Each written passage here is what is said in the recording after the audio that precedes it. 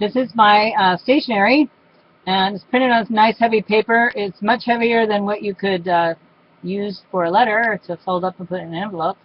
But anyway, I did apply a texture. I don't know if you can see the texture on the background. I created the texture in Photoshop, and then I saved it as a JPEG and then placed it on my document there.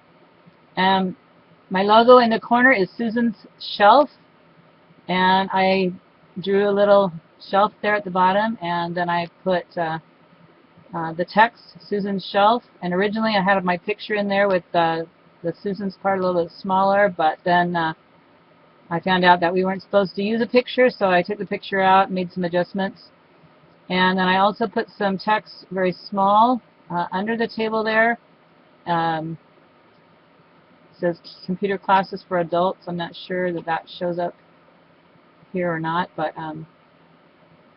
anyway, this is technically for a website that I am creating for my students, and it's going to have syllabuses for the various classes that I teach and some other class materials.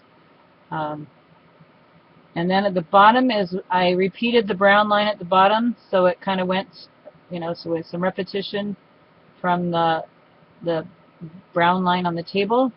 And if you can see at the bottom, I've got the name, my name and address, and then I've got phone number, website address. I wanted to put my URL in there because that's really what I'm trying to promote more than anything else.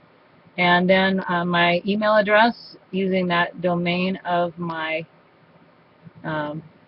website. And then on this one, I printed my business card, the front and back of my business card. Again, it's the same design. And because it's really the website that I'm trying to promote, I put my name and the website, the URL for the website on the front, and I then put the address, phone number, and email address on the back side. And it's not really, like I say, I'm really trying to promote the website more than anything else, so that's why I listed the other contact information on the back side. I spaced it out. I used some extra spacing between the address and the email address because I thought it would look a little more interesting that way. And